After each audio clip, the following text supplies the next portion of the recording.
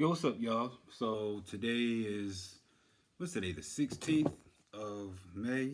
Yeah, today's the 16th of May. Back at y'all with another video. So today I want to talk about or give y'all my first experience with racism and what age I first recognized racism. And for me, I would say about fifth grade. I was about 10 years old. My old teacher named Mr. Black. Now, at first, I didn't really notice anything strange at first, but I'll say this one particular time, there was this girl in my class. She's a white girl. She was leaning back in her chair, right? And you know, sometimes in school, when kids lean back in their chair, they fall back. So she fell, and the whole class laughed, right? Including me. But for some reason, my teacher pointed me out specifically, and he was upset with me. And I understand that laughing was wrong, but in a way, I felt like something wasn't right the way he just pointed me out like that. And he took it to the next level. He took me to the office and he called up my mother. He was yelling at me and just really going over the top from my opinion, and got me suspended for about 2 to 3 days, right? So on my way home, my mother's taking me home, and I noticed something kind of strange. My mother didn't seem upset that I got suspended, which I thought was kind of strange. I was like, well, I just got suspended from school for like 2 to 3 days, and my mother is not even saying anything. So that's when I realized, something is going on here. Like I said, I think there's something she knows. She knows something that I don't, right? But I still didn't put the connections together, right? I knew she probably knew that my teacher was a racist. But anyway, about 3 days, 2 3 days later, I returned back to school, and during recess, some of the students said that I couldn't play with the kids during recess. And she said the teacher told them that I can't play, I'm not allowed to play with the other kids. And she said it's because I'm different. I didn't understand what that meant, but I felt really angry about it.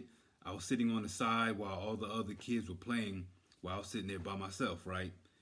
And even after that, I kind of noticed that my teacher had sort of a attitude towards me. I couldn't really pick it up, but I noticed like when I would raise my hand and ask a question or something like that, he had like sort of a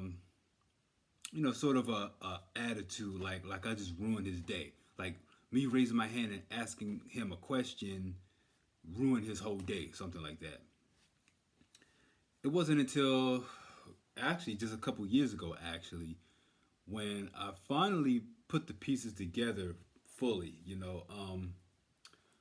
I was helping my mother do some things around the house and move some boxes around, some heavy boxes, and a picture fell out of one of the boxes.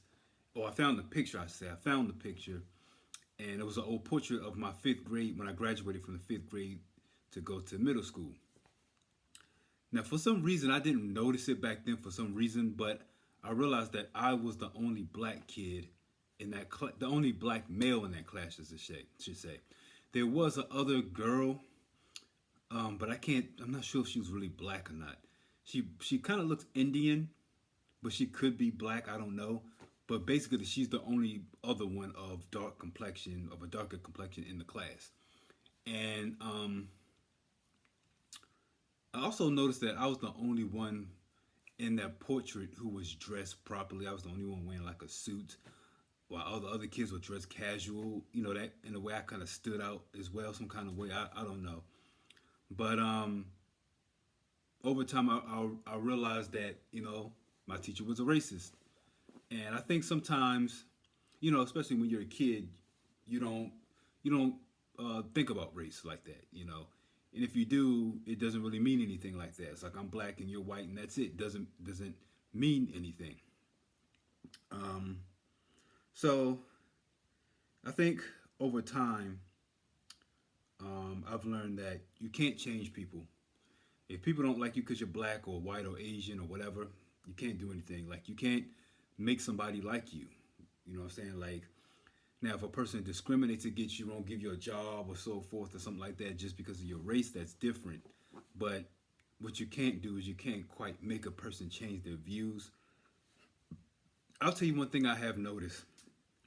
Most people who I've come across who are very racist, a lot of them don't have a lot going for themselves. Um, a lot of them, when you look in their personal lives, they don't really have a lot going on, and I think that's a lot where a lot of it comes from. I think that you have a lot of kids, white kids especially, who are taught that you are superior to other races. And I think as they get older and they go out into the real world and notice that you have other races of people who are doing well for themselves, if not better than them, they're a little bit confused because they thought that, well, I'm white, so I'm supposed to be better than this race. Why are they doing better than me or seem to have more opportunities than me? And that's not true. It never has been true. In fact, even if you go back in slavery days, you had rich, wealthy Africans living in America during slavery, okay? But you also had some white folks who were indentured servants doing the same jobs, doing the same slave jobs as the black slaves were. So, and on top of that, only a small percentage of people own slaves. That was for rich and wealthy people. You know, you got some people who are fooled by white supremacy. White supremacy to me is more like a sport. Okay, you have your team, and then you have your fans, right? When the team wins, they win trophies, they win uh, bonuses, they win different sponsorships and different other perks. But what do the fans win? They don't win anything. The only thing they win is a sense of pride. And I think that's what most white supremacists actually are. Most white supremacists are not really white supremacists. They think they are. Okay, they're actually a part of the fan base. When you talk about white supremacy, you're actually talking about the top 1%, the people who are actually running things. The rest of the white supremacists out there are just fans. The most they get is like a T-shirt, just like a fan wins a T-shirt and a hat. White supremacy is the same way. A lot of these white supremacists, the only thing they get is a sense of pride. They get a T-shirt and a hat that says something that's make America great again or something like that. I don't know, and that's pretty much it. They don't actually have anything in their bank account. They don't have any money like that. A lot of them, when you look in their lives, there's not a lot going on, and a lot of it is, I think, is eternal, just self. People are not happy with themselves and finding someone to take it out on. I guess that's all I want to say about white supremacy and racism, and just what I experienced as far as racism. I'm trying to think if there's anything else I want to add to it, especially when it comes to white supremacy. Yeah, I guess that's all I really want to say is most people who consider themselves white supremacists are not really white supremacists. They're just fans. They're part of the fan base. The people who are oppressing the minorities are the same people who are also oppressing the white folks too. They're the same ones who are taking way too much out of your check as far as taxes. They're the same ones who are destroying your retirement and your pensions and so forth. It's the same group of people. So white supremacists are actually the top 1% who are also oppressing white people as well. So white people don't really benefit from white supremacy either. But I think some of them fail to realize that. Okay, so that's all I want to say about that. I'll talk to y'all next time.